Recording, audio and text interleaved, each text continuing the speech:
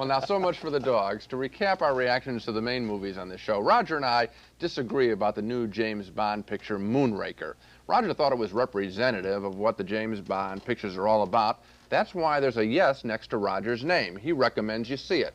But for me, the film and Roger Moore as Bond were totally dreary. So I say no to Moonraker, which is rated PG.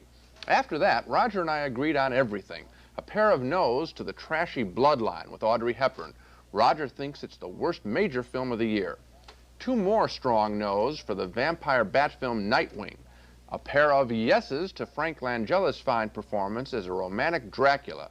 And 2 no's to the laughable ecological thriller Prophecy, the only film I've ever seen ever to cross an earthworm with a bear and come up with a very silly monster. On the basis of that set of mostly negative opinions, I think we should have invited Spot to sit in with us for the entire show. You know, that happens a lot in the summer. There are a lot of lousy pictures in the summer. This summer seems like it's very thick on the old dog days, though. Anyway, we agree on all 5 movies this week, and on 4 of the 5, we don't think you ought to see them, so that kind of indicates we're in the dog days of late summer. The only movie we both admired this week, and we really did admire it, was Breaking Away, the funny and goofy and heartfelt story of 4 high school graduates coming of age in downstate Indiana. We both sincerely recommend you see this PG-rated comedy, and that's why there's a yes next to both of our names.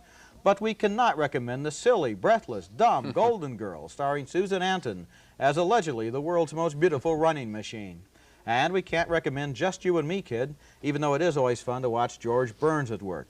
And we can't recommend The Frisco Kid, a movie that tries to be a western, a comedy, a romance, an adventure, winds up not being very much of anything.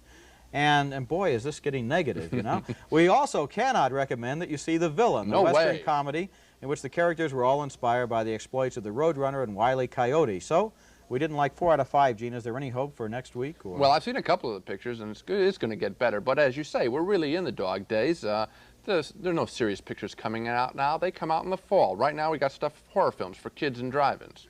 So I guess what we can say this time is, for the next 2 weeks, keep your sanity and have a good time by seeing Breaking Away, and we'll try to have better news for you next week. Both Roger and I really admired North Dallas 40, the pro football story featuring a superior performance by Nick Nolte. We liked it, and that's why there's a yes next to both of our names. We're saying yes, we recommend you see this R-rated picture. We have a split decision on More American Graffiti. Roger found the story touching. He gives it a yes. I found it much too confusing and poorly organized. I give it a no. We agree on the Amityville Horror. 2 no votes for the gruesome haunted house thriller. A pair of yeses, however, to the delightful Muppet Movie. And 2 no votes for the disappointing The Wanderers, a gang film that's just a jumble of poorly connected scenes.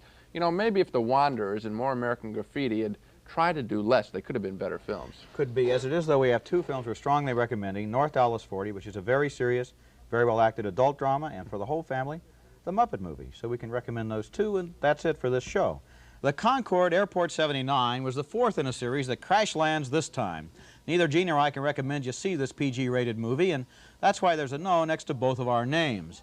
Sunburn starred Farrah Fawcett Majors in a comedy thriller set south of the border.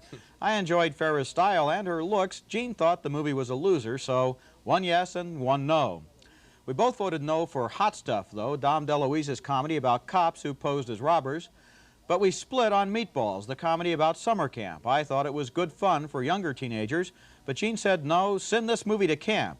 And finally, 2 loud no's, that's right, Spot, for Americathon, the futuristic satire that was one of the summer's worst films. Well, you picked a good time to bark, because Americathon is really a dog of the year.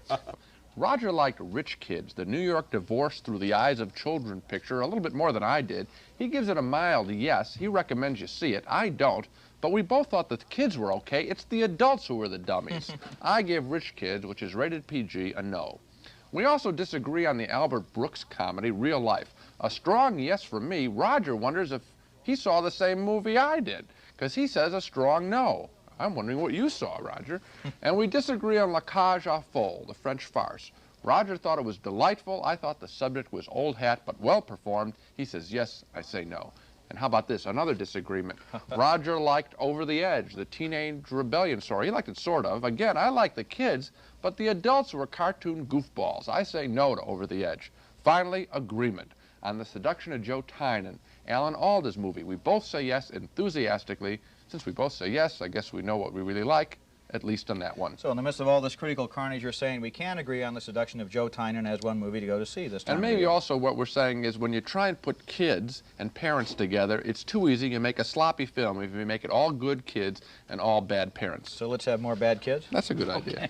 Both Gene and I really admire the R-rated The Onion Field, the Los Angeles crime drama based on the book by Joseph Wambaugh, and that's why there's a yes next to both of our names. We both think it's one of the year's best movies. We can also recommend Time After Time, the charming new comedy in which H.G. Wells finds himself adrift in modern-day San Francisco. 2 more yeses for that one. But neither one of us can even remotely recommend Love and Bullets, the confused and pointless so-called thriller starring Charles Bronson. But we do agree again on Peppermint Soda, the light and delicate little French comedy about the dreams and disappointments of adolescent girls. And we agree also on The Life of Brian. We both liked its brash, satirical tone, and so we recommend that you see it. Both Roger and I thoroughly enjoy the wistful comedy 10 with Dudley Moore going through a change of life. There's a yes next to both of our names. We both recommend you see this movie. It's rated R. We also agree on the phone call thriller When a Stranger Calls. It's cruel, violent trash. We both say no to that. We split on Starting Over with Burt Reynolds as an unmarried man. I like 2/3 of the movie, everything but Candice Bergen. I say yes. Roger thinks the movie never makes it clear what the characters think about each other. He says no. We strongly split on Francis Coppola's Vietnam film, Apocalypse Now. Roger thinks it's a brilliant film on the Vietnam War. I think it's a big disappointment, a film that loses its clarity and conviction at the very end. Roger says yes. I say no. Roger and I agreed on 4 out of the 5 pictures. We both hated Meteor, rated PG, a film full of cheap special effects. That's why there's a no next to both of our names. We recommend you avoid being hit for $3 or $4 by Meteor. And we can't recommend the Italian drama Luna about a violent and sexual relationship between a mother and her son.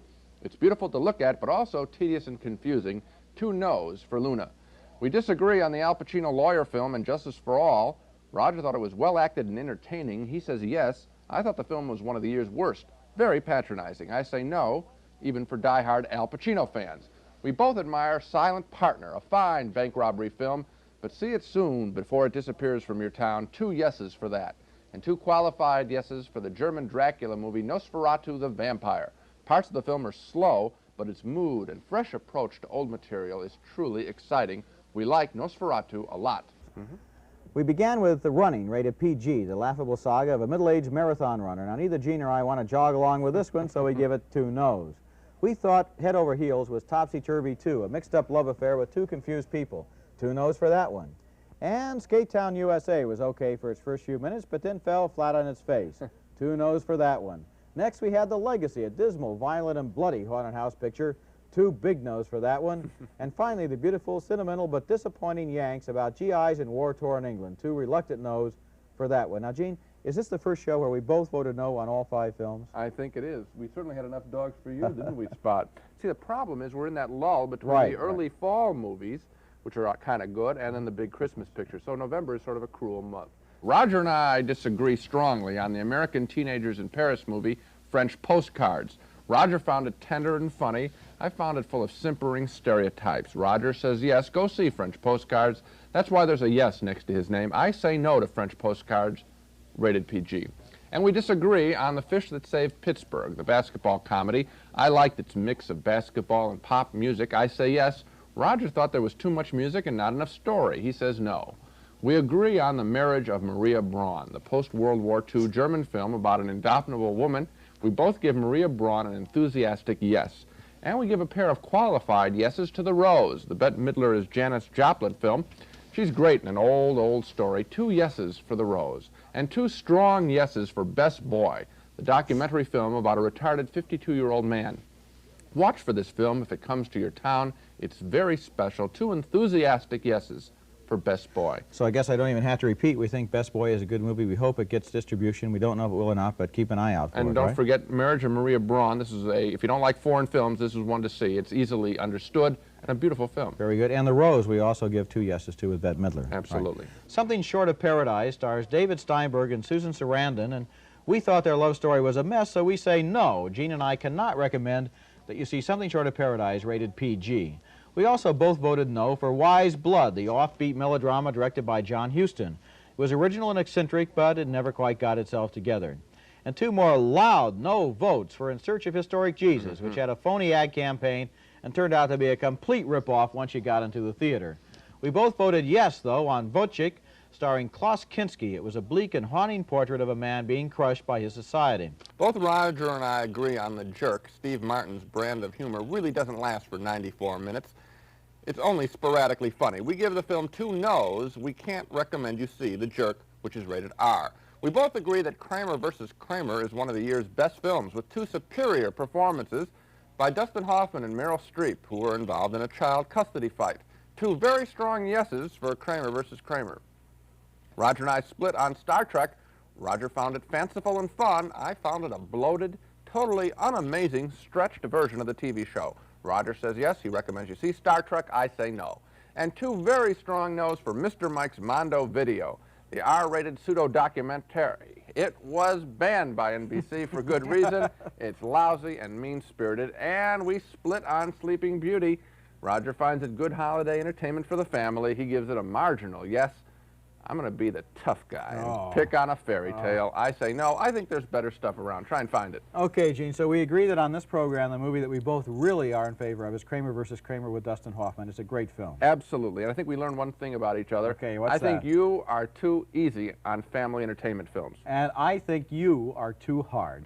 The Black Hole is the new science fiction space opera from Walt Disney. Has some dazzling special effects at the end, but the story just didn't thrill us, so it gets 2 no votes. Neither Gene or I can recommend you see The Black Hole, rated PG. But 2 yes votes for The Electric Horseman with Jane Fonda and Robert Redford trekking through the Nevada desert with a prize racehorse.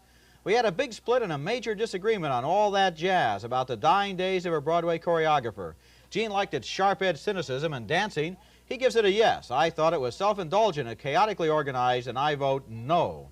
We have another disagreement on Cuba with Sean Connery in the final days before Castro. Gene says the movie lacks any tension and romance, and he votes no, but I think it's an unusually intelligent action picture, and I say yes, go see Cuba.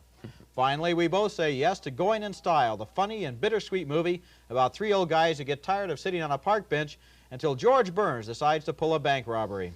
Well, that's all for this show. Next time on Sneak Previews, Roger and I will each pick the best movies of 1979, and we'll show you scenes from several of them. And our top 10 lists have a few surprises. Until then, see you at the movies.